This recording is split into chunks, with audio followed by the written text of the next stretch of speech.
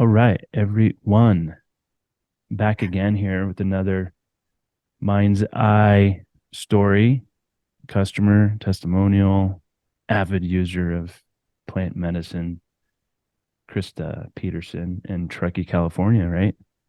Yes, I'm a Truckee. Nice Awesome. to be here. Yeah, not far from where I'm sitting, Crystal Bay on the North Shore, technically Kings Beach in California. I cross over state line in Mhm. Nevada and then cut back into California. So I say I have the Crystal Bay lake views without the tax breaks. So That's a bummer. nice to yeah, nice to nice to meet a fellow Tahoean um, over there in Truckee. So Krista, how long have you been utilizing Mind's Eye, and what what led you to the product? Your curiosity or for deeper healing or whatever it might be in your unique human experience. Sure. So I started microdosing before Mind's Eye. Um, I guess I could say I started working with plant medicine with the plants, psilocybin, ayahuasca, noyarao, all of them, probably about 5 years ago. Um, I was finding that I was kind of circling the drain, hit rock bottom, needed some direction. And so I was introduced to plant medicines, outside of Burning Man. And I was going through, my best friend had been killed, and I was going through some of the most extreme depression and Mm, anxiety of my life. But I had tried all of every antidepressant, every anti-anxiety med, and they all just made me weird. I wasn't myself. I didn't feel connected to my body. They all had really crazy side effects. And that's when I started to, do work with plants on a bigger level, like doing the ayahuasca ceremonies, etc. My guide, she introduced me to microdosing.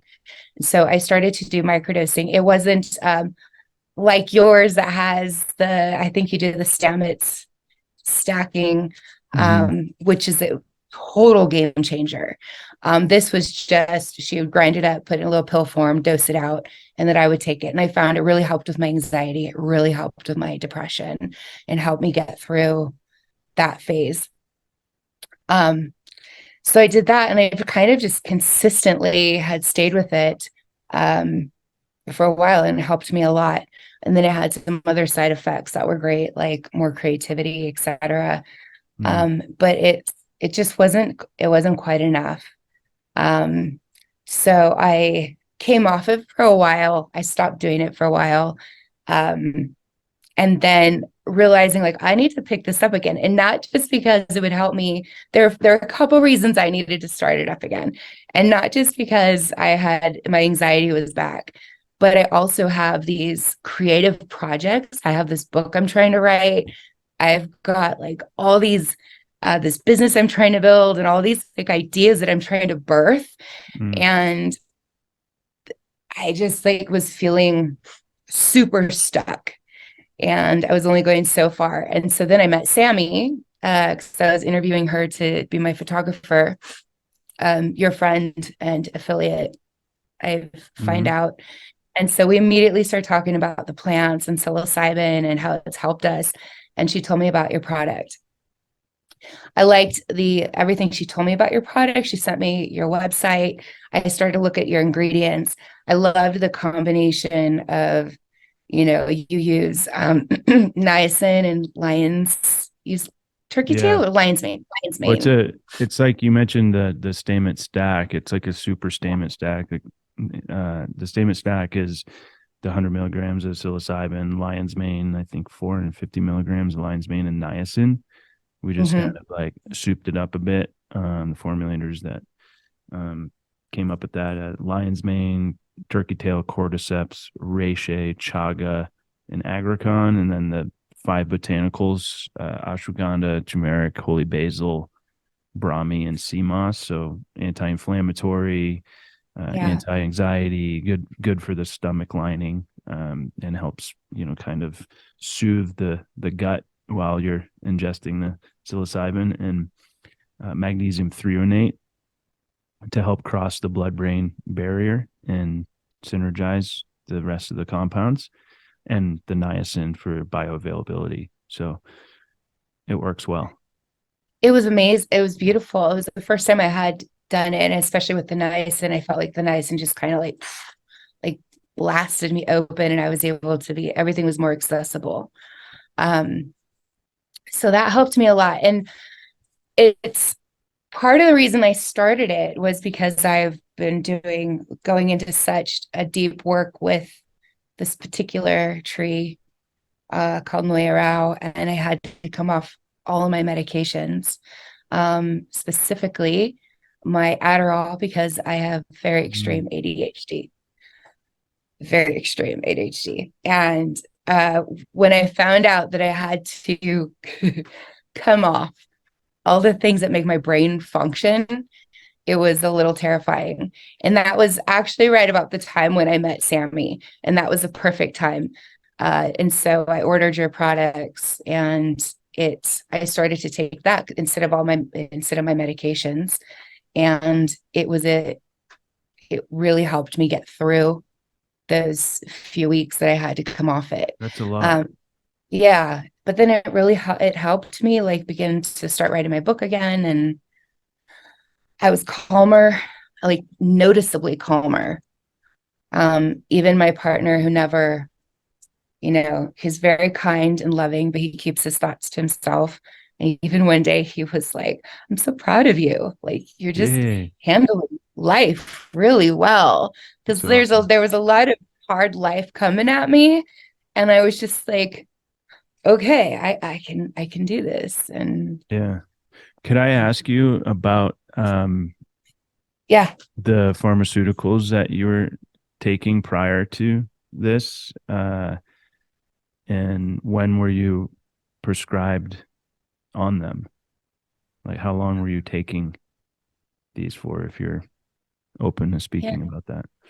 The two main pharmaceuticals is Adderall and Xanax. And I found, especially having to wean myself off of these meds, yeah, up and down. The Adderall is like, it's great for the 8 hours a day I have to work, and then I crash hard. And it's a time release. So I get like heart palpitations, and, Yeah. you know, and then I feel fine. And then it's back. It's it's not my favorite. Everybody seems to want to be on it, but I think it's I have a theory for why everyone wants to be on Adderall is everyone wants to climb to the top of the mountain, or everyone wants to teleport across the canyon without actually climbing the mountain, yeah, or climbing down the canyon wall to get to the floor and climbing up the other side. And that's just this conditioning of the world that we live in, and our nervous systems aren't really built to live in this fast paced, keeping up with the hustle, grind, flow lifestyles that have been uh, personified as that's the way we need to be living. And yeah, does Adderall have benefits for some people? I'm sure. I don't like to knock it. I'm also like poster child for ADHD, and I was a drug addict, alcoholic for 18 years of my life, and it took a while to understand where a lot of that came from.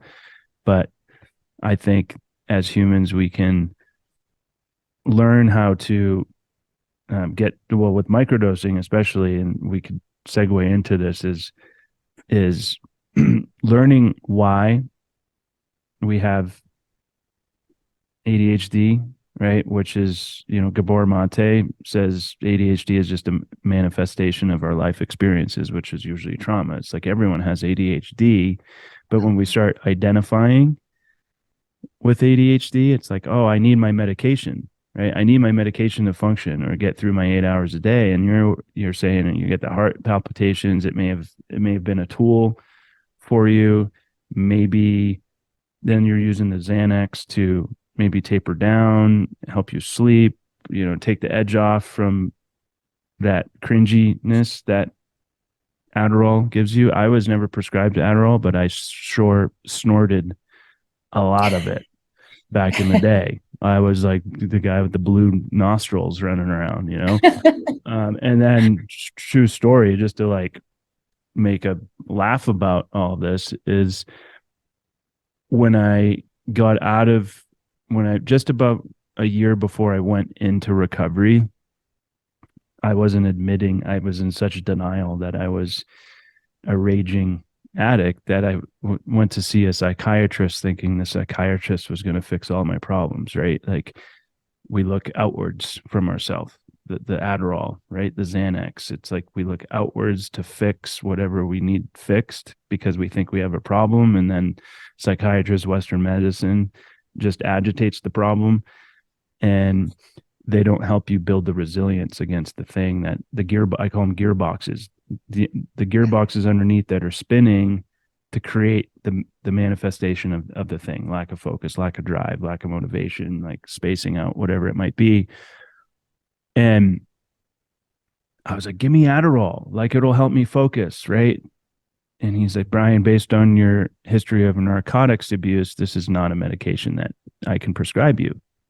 But what did I learn from that? This was like 2010, 11. And there was no other proposed solution or suggestion. Like learn how to meditate, maybe go to an AA meeting, like maybe not drink all the time and use cocaine all the time. Like let's look into trauma. And now we have all these tools and understanding on how to access deeper parts of ourselves and understand the traumas that, have created these conditions. And again, I'm like no way negating people that have ADHD or have been not prescribed ADHD. What's the term? Diagnosed with ADHD, yeah. Prescribed the Adderall. So, I don't know if the microdosing has helped, it replaced the medications,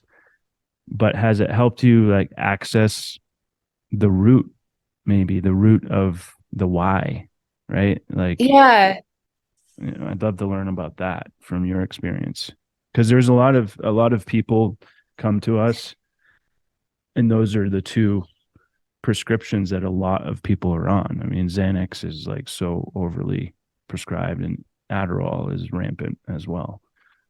Yeah, and I still do use them sometimes, but my dosage is lower, and I don't use Xanax as often. So I haven't been able to completely come off it, and it's it is something that I struggle with, and my brain, like, it's just hard for me to even function as a human. But I was able to lessen the amount that I use. I can actually take breaks. Like I'm in another immersion program right now with that tree, which means I have to come out, I can't be on any of it. And that microdosing it saves me. But it was a combination of the microdosing and also, the deeper work, the more intensive work I've done with the plants, helping me see and also some new research I've been reading about, like you said, trauma, because I was trying to figure out, like, no one in my family has ADHD. And I have had it my whole life, but I went through as a little girl, really, I've moved through it like, oh, this is just my life, right? Yeah. But doing the work, I'm like, oh my gosh, this might be why I had these very major traumatic experiences as when I was very young, and like your brain is still kind of mushy and malleable and shaping. So it's allowed me to like take a pause and look backwards, like what happened. And then I noticed, like, over the years, my symptoms increased, they got worse. And so my project right now, or my undertaking has been for the last 5 years, has been to just kind of unravel all that Mm. and to get to the bottom of it. Um, I'd love to not be on the medications. I think sometimes I have to be, but Yeah, and that's it's okay. just, And it's it's been a okay. total, yeah, but I don't have to rely on it. Like That's what I I was have about to other say. tools. Yeah. Yeah. And the more research I do on microdosing, the more like I see just how powerful it is. Mm. Case in point, and I know you're going to edit this, if I go totally off script, you can cut me out. No, But I actually don't edit any of this. That's just a free will, and oh, yeah, shoot. Okay. it's all right. Actually makes Okay. more better conversation. Okay. Yeah. Uh, yeah. So, okay. So, first off, that combination, doing all the adaptogens and the botanicals along with it, and then the various like um nootropic Mm-hmm. like Nootropics. mushrooms along Yeah. nootropic mushrooms along with it has been the most beautiful combination. Um, yeah, my creativity has expanded. I don't know, it's just I feel like I function on a better level. I'm kinder, I'm softer, my edges are softer. Mm. I've always been a Oh, nice person, but of course. my edges have just softened. And I've started to, I'm more curious about what else microdosing can do. So for example, my father has played professional football. Mm-hmm. He was a defensive linebacker and he had at least a dozen concussions and he has CTE, which is Yeah. traumatic brain injury. He's done really well for all these years, but he's starting to deteriorate. I went to Burning Man and listened to Paul Stamets talk, and his whole psychedelic series was about the effects and the studies, the like decades now of studies and Mm. proven studies of microdosing on the brain. And not only does it help with the neural pathways and like you know, reprogramming them, like ways that were accessible before no longer accessible, you got to go a new route. But it's had significant results with those with traumatic brain injuries, those with Alzheimer's and dementia, Mm-hmm. where it has either significantly slowed it down and in some cases stopped it, um, halted it. So right now I'm looking at your products that I love, and I'm trying to figure out a way to bring in the science from places my dad would accept it from, not his, hippie daughter. How He considers not me a to crunchy hippie daughter. yeah, how old is Pops? My dad is 76 and So he so was a boomer. hippie. Yeah. Yeah. Well, that He did all those generation, things. yeah, I mean that generation, uh my parents are 70 and 69, but they were brought through, yeah, they were like hippies, but then science. They want double blind studies. They don't want Yes. citizen science testimonials, right? Like that helps, but it's like Yes. show me the science, show me the research, show me the clinical trials. It's Yeah. understandable. And like the hippie daughter, it's nice having the hippie daughter, and I'm like the hippie son. You know, I got my dad off of Zoloft. He was on Zoloft for 20 years, and I'm next is like getting my mom to use it. My mom could use it for her, gut health. She has IBS and SIBO. It's like a kind of like a Crohn's disease, but Mhm. um, so I think it's up to us. I always say is like, we knock the boomers. I'm kind of going on a tangent, but it's like I have this quote that I say like, "Hey boomers, listen up. I have something to share with you." But hey, millennials, Gen Xers, the same message applies to you because you're essentially the caregiver for our boomer Yeah, parents. exactly. And it's like Exactly. instead of knocking the boomers for like their requests or they need more information, It's like we need to like midwith, like we need to usher them into this new realm of citizen science, and we can't wait for double blind studies, and we can't wait for clinical trials. Like the time is now, and sometimes we don't have to overly rely on science. It's like look what big pharma did. It's all Right. science, it's all chemistry, and it has wreaked havoc on 70% of our population is at least one pharmaceutical pill. Hmm. 30% suffer from anxiety, another 20 from depression, another 20% from addictions. And that's just what we know about. Never mind the people that silently suffer. Like your dad's probably not part of that statistic. He might just be suffering alone and like like my dad is like, I just deal with stuff. It's like, dad, like we My can, dad's he's definitely suffering now. yeah, It's accelerated in the last year dramatically. yeah, And it's well, and I think it's not like providing all of those studies, but I do need to bring him some reputable articles, right? Some published journals. just just look up And all of Stamets's articles. exactly. Yeah. Anything Stamets Yeah. has done is great. Or like at Johns Hopkins University, there's some good Yes. ones. And I could introduce you to Eben Britton. He's a former professional football player. I think he was a pro for 4 years, defensive defensive end, and he's only like 35 now, but he does a lot for the NFL, and a lot of his brothers that were professional football players and suffering from traumatic brain injuries and concussions, and a super mindful dude and pretty connected in that world. So that could be a resource for Yeah. you and your I would dad. love that. So um I would love that.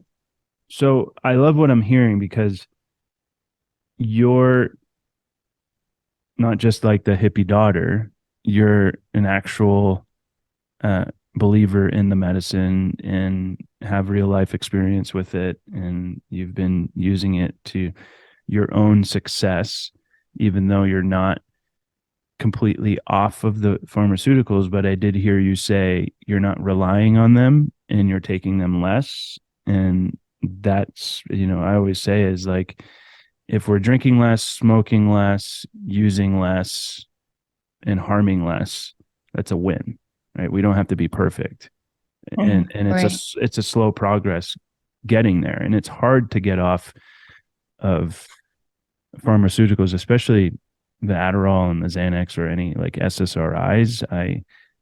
I assisted a woman getting off of Xanax she was on it for 20 years since she was like 13, Oof.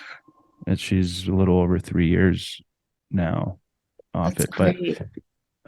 but what I wanted to say, and maybe this is a good prompt for you, is like I have this analogy like Morpheus in the Matrix is like you can take the blue pill or the red pill. Like the blue pill is Xanax, right?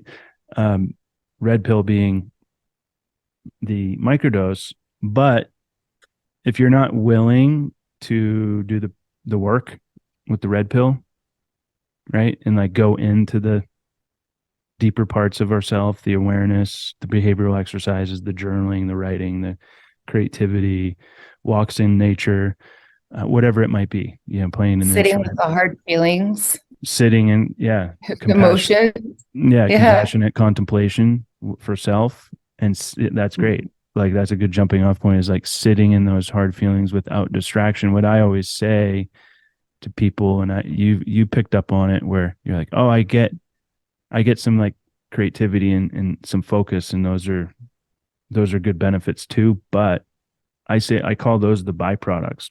So there are people that come to us and say, oh, I want it for creativity and focus and concentration and productivity. And I say, why? Hmm. Well, that because I'm not, create. Why aren't you creative? And like you keep going in that like inquiry of like Inspector Gadget with the big magnifying glass, And it's like, well, I'm not motivated. Why aren't you motivated? Well, I'm not inspired. Why aren't you inspired? And usually it comes to, well, my girlfriend, my boyfriend, my kids, my work, my job, my boss, right? The rent, right? Patriarchy, capitalism, all these things. And it's like, hello, that's all outside of you. Yeah. So back to my analogy of like the blue pill, red pill is like, if you're going to take the red pill and not do anything, what's the difference of like taking the microdose versus taking the Xanax? It's Right. one's less harmful, less dependent, but you're just switching one for the other. So it's like give yourself the chance to utilize the microdose as a tool of exploration and Yeah. sit with the uncomfortableness and cultivate that self-awareness so we can be comfortable with the uncomfortable and say that wasn't that bad. Right. Because up here, especially ADHD mind is like outcome, outcome, outcome, figuring out like how do I get there from point A to kind of how do I maneuver and manipulate my own way through so I don't have to feel the thing over here. Right. I don't know if that goes on in your brain, but it goes on Oh in my yeah. brain, right? That's like classic ADHD. Like, how do I do if I do this, and we're usually, and then we create anxiety from it because we are lacking control. We have fear of uncertainty.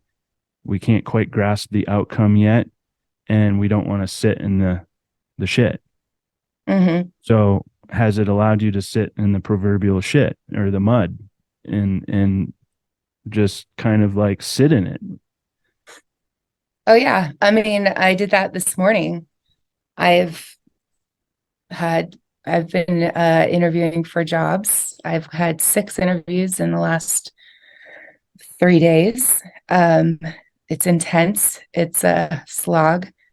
Um, I was overtaken with a lot of really intrusive thoughts and feelings and emotions. And so this morning, I last night I didn't want to look at it. I didn't want to deal with it. I just wanted to like, put on a show and not deal with it. But woke up and I was like, you got to like sit with this. So I made the fire. I sat in front of the fire. It was early morning, still dark. Love And I that. just sat. I sat with it.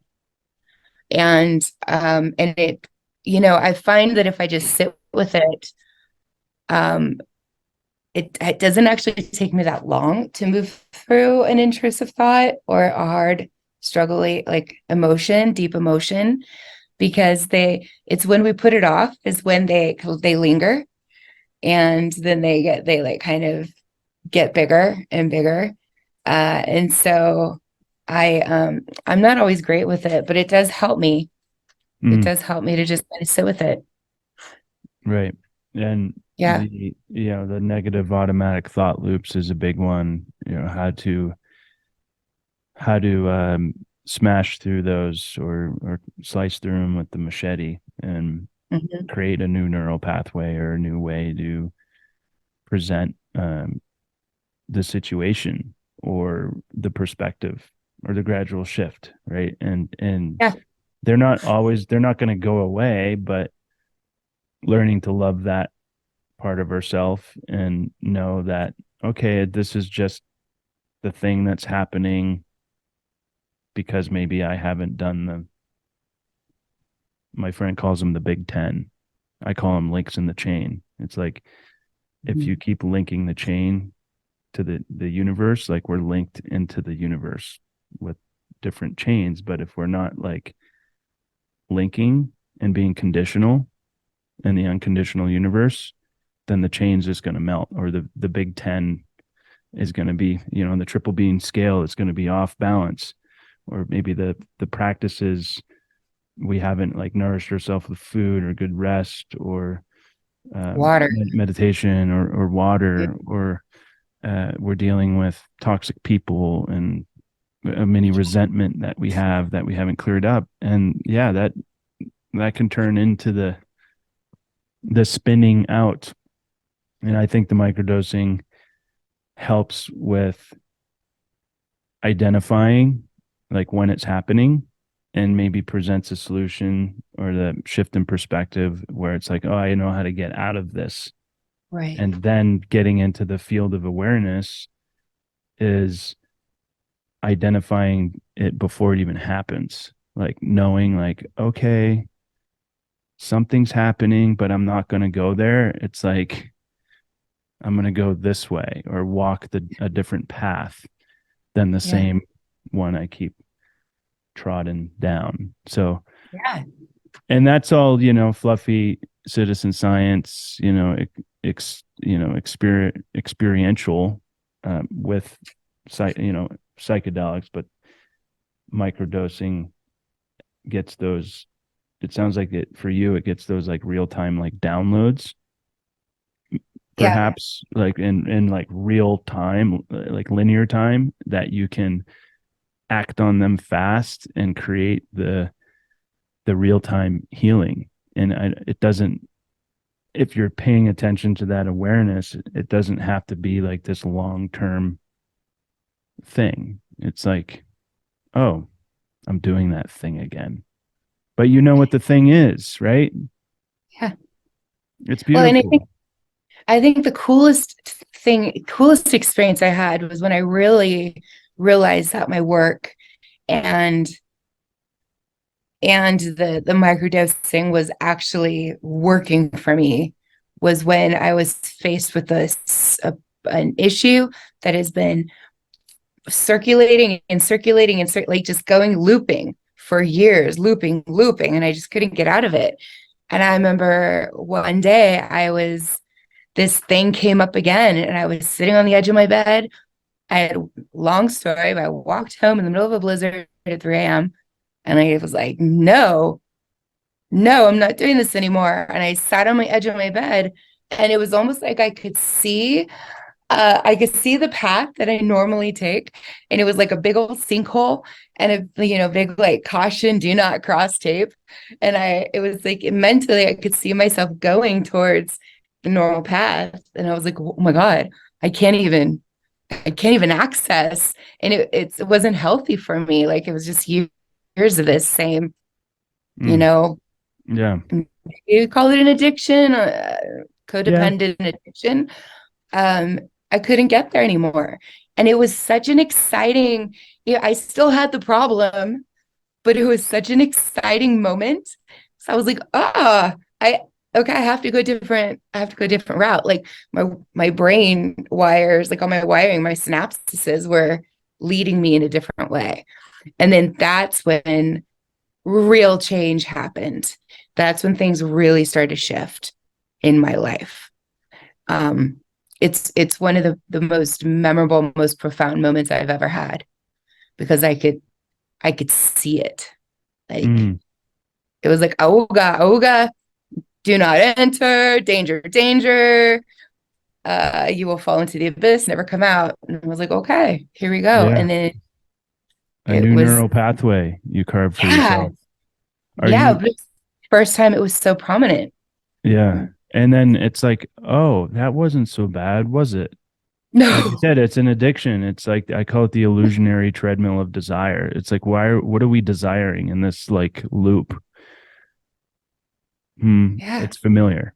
That's yeah, that's that's the desire. It's familiar, and new is different, and everyone wants different, but no one wants to change. So how do we change? Because nothing changes if nothing changes. And what yeah. your story reminded me of is, are you familiar with the autobiography in 5 Short Chapters by Portia Nelson?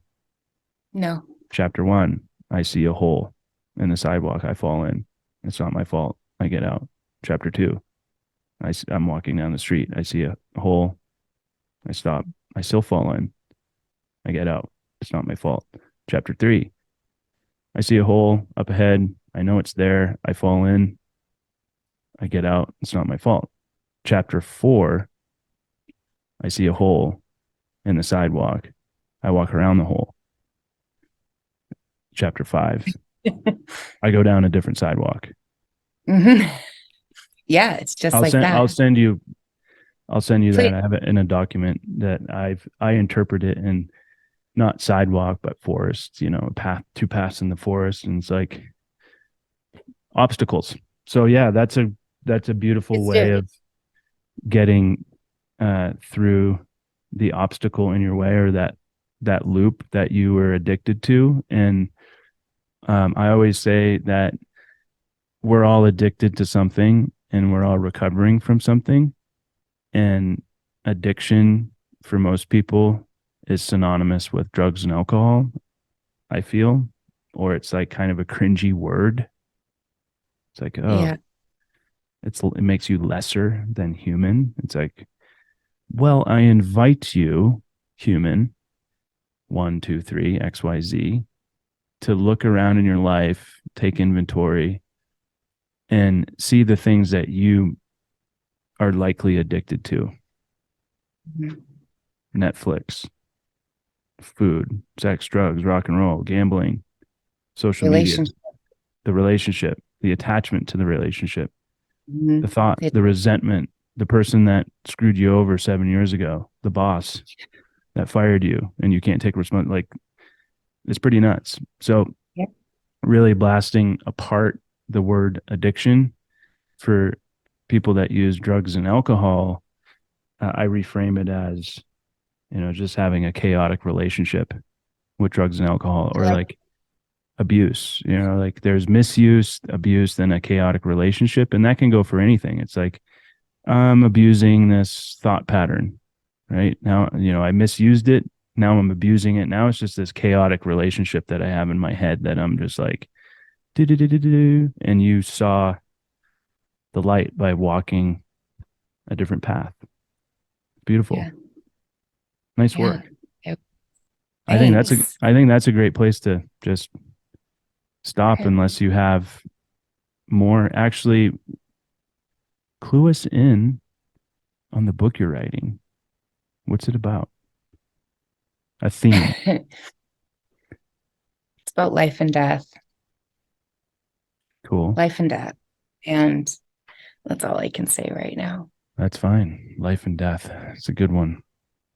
Heavy one. It's a heavy one. It's a hard one to write. It's very revealing. The challenge I have right now is how to write as a memoir ish. Hmm. How do I write the truth without hurting people? So, which is impossible. I was just gonna say that.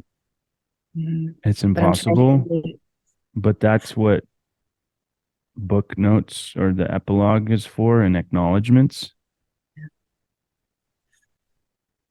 Don't let me give, I'm not trying to give advice, but that's a big one. If you're yeah, writing a book about life and death and it's your truth, it has to be your truth. And if it hurts other people, that's yeah, their truth. That's their truth to decipher and go through. yeah, you're absolutely right. That's where I'm grappling with right now. My path is, which is why I work with the plant nuts. I'd like to guide people who are transitioning Mm-hmm. and dying. Um, I was held the hand of my best friend when my Mm. best friend when I was 4 as he died, and that kind of just blasted up a whole interesting life. But there's components that would really, yeah, hurt people I love, and I want to do it in a kind and thoughtful way. Mm. But be honest and speak my truth. Yeah. So there's that. That's where I'm at right now. But it's coming together. It's making its Perhaps way. a good microdose session with the intention put behind it of, how do I, ask creator for assistance on how you are able to express your truth in a kind and thoughtful manner without hurting other people, and reflect on that. Yeah. And without squashing my truth. Yeah. Yeah, that's a tough one. I definitely get that from being someone that's a recovering people pleaser. It's Mhm. hard to, once you learn those lessons, like, damn, that's right, I'm being a people pleaser. Yeah. Yes. Shit. Yep. I Kept it all. have not trusted in myself, and I haven't been courageous to trust in myself to be joyfully present with what's happening. Yeah. So, And I find when I do, I'm honest and I share the story. It has very profound effects on people. And it's just something I can't keep under yeah, wraps anymore. So good for you. Well, that's awesome. I hope thank you. to read it someday. And thank you for sharing your story with us, Krista. Thank you. It was so nice talking to you. Thank you for making such a beautiful offering to the world. Absolutely. It's our pleasure. Thanks.